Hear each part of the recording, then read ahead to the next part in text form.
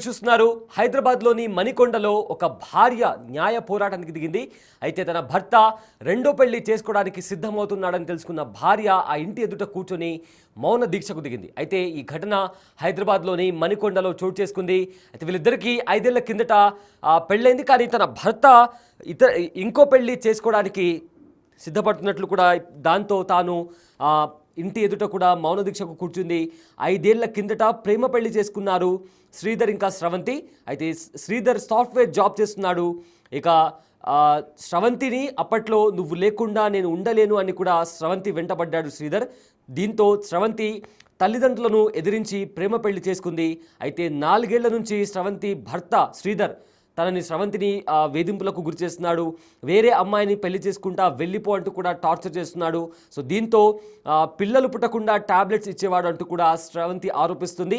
అయితే న్యాయ పోరాటం జరిగే వరకు కూడా ఇక్కడి నుంచి వెళ్ళేది లేదంటూ కూడా స్రవంతి మౌన దీక్షకు దిగింది. సో దీంతో అక్కడ తనతో పాటు ఇతరులు కూడా అక్కడ కూర్చున్నారు. స్రవంతి తల్లిదండ్రులు కూడా అక్కడే ఉన్నారు. సో ఈ ఘటనకు సంబంధించి మణికొండలో చోటు చేసుకుంది. హైదరాబాద్లోని మణికొండలో స్రవంతి ఇక శ్రీధర్ వీళ్ళిద్దరూ భార్యాభర్తలు. వీళ్ళిద్దరికి 5 ఏళ్ల కిందట పెళ్ళైంది. అండ్ ఆల్సో ఇది లవ్ మ్యారేజ్.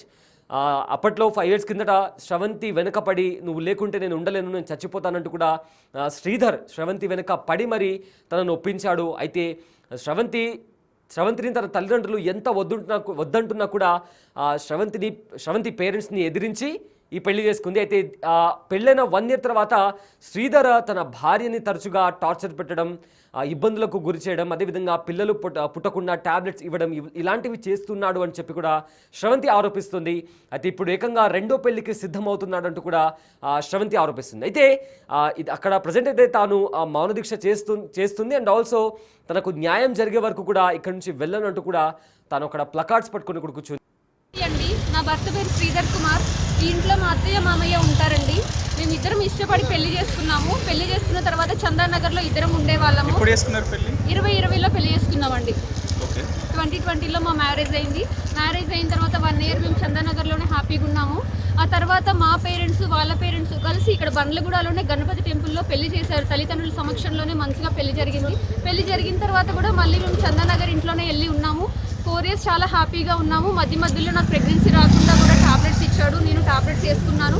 ఇప్పుడు ఏంటంటే నాకు నువ్వు అవసరం లేదు, నేను వేరే పెళ్లి చేసుకుంటాను అని మాట్లాడుతున్నాడు. రీజన్ ఏం లేదండి, చిన్న ఇష్యూస్. మా అత్తగారికి కాల్ చేసి అడిగితేనేమో నువ్వు కట్నం తీసుకురాలేదు, నువ్వేనా మోతుబారివా, నీకు నా కొడుకు ఇంకా సంబంధం లేదు, నువ్వు నా చీరలు ఇక్కలేదు, లేదంటే నువ్వు ఇంట్లో గ్లాసులు కడగలేదు, నువ్వు ఇంట్లో నాకు ఏం చేసి పెట్టలేదు అని చెప్పి మాట్లాడుతున్నారు. మీ అత్త మామ ఎట్లుండేవాళ్ళు మీతో? ఫస్ట్ నుంచి కూడా మా అత్తయ్య గారు అయితే కలవలేదండి మాతో. అప్పుడప్పుడు వచ్చేవాళ్ళు వెళ్ళేవాళ్ళు, అంతేగాని వాళ్ళు మాతో ఎక్కువ ఉన్నది లేదు. ఈ ఇంటికి నేను ఎప్పుడైనా 1-2 సార్లు వచ్చినా కూడా నాతో ముభావంగానే ఉండేవాళ్ళు. సరిగా వాళ్ళు కలవలేదు. మీరు ఏం కోరుకుంటున్నారు? మీకు ఎలాంటి న్యాయం జరగాలి? నాకు కావాలి. నేను అంతకు మించి ఏది అడగట్లేదు. ఎందుకంటే 4 సంవత్సరాలు కలిసి ఉన్నాము సంతోషంగా. అన్ని తిరగని ప్లేస్ లేదండి. బెంగళూరు, కర్ణాటక, గోకర్ణ అట్లా అన్ని ప్లేసెస్ తిప్పాడు. మంచిగా ఎంజాయ్ చేసాం, హ్యాపీగా ఉన్నాము. ఇప్పుడు నాకు నువ్వు అవసరం లేదని మాట్లాడితే నేను ఏం చేయాలి? వేరే పెళ్లి చేస్తానని చెప్పి చెప్తున్నారు మా అత్తయ్య గారు. నా కొడుకు నీకు సంబంధం లేదు, నా కొడుకు నేను వేరే సంబంధాలు చూస్తున్నా అని చెప్తున్నారు. నేనేమైపోవాలి? పెళ్ళయి తనతో 4 సంవత్సరాలు కలిసి ఉండి ఇప్పుడు నా పరిస్థితి ఏంటి? తను వేరే పెళ్లి చేసుకుంటే నేను ఏం చేయాలి ఆరోపిస్తుంది. అయితే దీనికి సంబంధించి కూడా స్రవంతి పేరెంట్స్ కూడా మాట్లాడారు, వాళ్ళ అమ్మ మాట్లాడారు. ఏం మాట్లాడారు ఒకసారి విందాం. మాట కావడన్నారండి, నీకు మాకు సంబంధం నేను మోతుబడివా, నువ్వు ఉన్నదానివా, నువ్వు మాకు కట్నం ఇచ్చావా అని ఆవిడ మాట్లాడు. సరే వదిన, తప్పు ఒప్పంతో అయిపోయింది. ఇప్పటికైనా సరే నేను అన్ని రకాలుగా చూసుకుంటా, నీ కొడుకుని నీ కాళ్ళు చూసుకుంటా, సారా పంపిస్తా, నీ కాళ్ళు పట్టుకుని నా పిల్ల సంవత్సరం తీసుకెళ్ళమన్నా కుదరదన్నారండి. 2 రోజులు ఆగిన తర్వాత మళ్ళీ ఫోన్ చేసి, ఏ వదిన అని, నువ్వు నాకు ఫోన్ చేయొద్దు, నా కొడుకు పెళ్ళి అయిపోయింది అని అనేసరికి నేను పిల్లని తీసుకుని అడవట్టుగా వచ్చానండి. ఇంకోటండి, వచ్చి నేను 11ంటికి వచ్చామండి. కనీసం పాస్కి వెళ్ళడానికి కూడా లేకుండా అండి, ఇట్లా గేట్ వేసుకెళ్ళిపోతే ఆడపిల్ల ఏంటంటే ఎటొకటి వెళ్తా, ఆడపిల్ల పాస్కి ఎక్కడికి వెళ్ళొద్దు. ఈ లోకల్లో ఆడపిల్లకి న్యాయం పెడితే మేము ఏమైపోవాలా? పల్లెటూరు ఎక్కడో సత్తపల్లి నుంచి వచ్చామండి మేము. మాకు తిండి లేదు, నీళ్ళు లేవు. ఎవరో తెలిసిన వ్యక్తి ఒక అతను వచ్చి ఏంటి ఇక్కడ ఉన్నారు, ఇది పరుస్తాయి అంటే అన్నం తెచ్చి ఇచ్చాడు. అన్నం తిన్నామండి. ఆ కంపలమ్మడి పడుకొని మళ్ళీ లేసొచ్చి మళ్ళీ కూర్చున్నామండి. మేమేం చేయాలి? నా బిడ్డ జీవితం ఏంటి? నా బిడ్డకు న్యాయం కావాలి. అది. మీ భర్త పేరు ఏం పేరమ్మా? శ్రీధర్ కుమార్ అండి. శ్రీధర్ కుమార్. వాళ్ళ మమ్మీ డాడీ పేరు? లోకమాత అమ్మగారి పేరు, నాన్నగారి పేరు వెంకటాచారి, అన్నయ్య గారి పేరు చైతన్య కుమార్. మీకు ఎలా పరిచయం అవుతాను? మా హాస్టల్లో వాళ్ళ మరదలు జాబ్ చేస్తుండే అండి. మేమిద్దరం సేమ్ ఆఫీస్. అప్పుడు నేను ఫార్మాలో 5 years జాబ్ చేశాను. ఎంఎస్సీ కెమిస్ట్రీ అయింది నాది. ఆ టైంలో తను పరిచయం అయ్యాడు. ఇద్దరం అనుకున్నాము, పెళ్లి చేసుకున్నాము, హ్యాపీగానే ఉన్నాము. ఒక సంవత్సరం తర్వాత మళ్ళీ వాళ్ళ పేరెంట్స్ వచ్చారు, మా పేరెంట్స్ వచ్చారు. ఇక్కడే గణపతి టెంపుల్లో పెళ్లి చేశారు. మళ్ళీ మేము ఇంటికి వెళ్ళిపోయాము. బాగానే ఉన్నాము.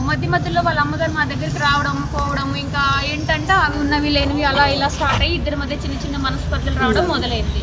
అండి ఇంకో చిన్న మాట అండి, 4 సంవత్సరాలు మా పాపకి ప్రెగ్నెంట్ రాకుండా టాబ్లెట్స్ వేసి 2 సార్లు తేడా చేస్తారండి. మొన్న కూడా విడిపోయే ముందు కూడా టాబ్లెట్ వేసాడండి. లేకపోతే మా పాపకు 7 నెలలు 8 నెలలు ఉండేదండి. పాప ప్రెగ్నెంట్ ఉండేది. కడుపు కూడా రాకుండా పిల్లలేసి పిల్లలు ఈ విధంగా చేసి ఈ పిల్ల వాడుకొని 5 సంవత్సరాలు వాడుకొని ఇక నా కొడుకు పెళ్లి చేస్తా, నీకు సంబంధం లేదు, నీ కూతురు సంబంధం లేదు అన్నారు. మరి నా బిడ్డను ఏం చేయమంటారు, నన్ను ఏం చేయమంటారు, మీరే నాకు న్యాయం చేయండి. ఎస్, అయితే నమ్మించి మోసం చేశాడు. అయితే ఆ తర్వాత ఇప్పుడు రీసెంట్గా కట్నం గురించి కూడా అడుగుతున్నారంటూ కూడా శ్రవంతి వాళ్ళ పేరెంట్స్ కూడా చెప్తున్నారు. అయితే తమ బిడ్డకు న్యాయం జరిపించాలంటే న్యాయం కావాలంటూ కూడా శ్రవంతి తల్లి కూడా మాట్లాడారు. అయితే వీళ్ళకు 5 years బ్యాక్ 2020లో పెళ్ళైంది. ఆ తర్వాత 1 year వరకు బాగానే ఉన్నారు.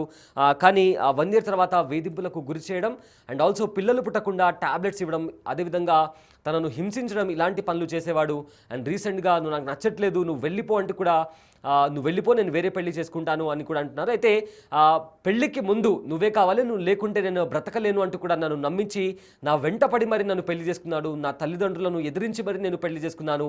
ఇప్పుడు 5 సంవత్సరాల తర్వాత ఇప్పుడు నాకొద్దు, నేను వేరే పెళ్లి చేసుకుంటాను, నన్ను వదిలిపెట్టి వెళ్ళిపో అంటూ కూడా టార్చర్ పెడుతున్నారు. అదేవిధంగా మా అత్తగారు కూడా నువ్వేమైనా కట్నం తెచ్చావా, వెళ్ళి కట్నం తీసుకురాపో, ఇలాంటి మాటలు అంటున్నారు, నన్ను బాధ పెడుతున్నారు, నన్ను ఇబ్బంది పెడుతున్నారు అంటూ కూడా కొన్ని ఆరోపణలు చేస్తుంది. అదేవిధంగా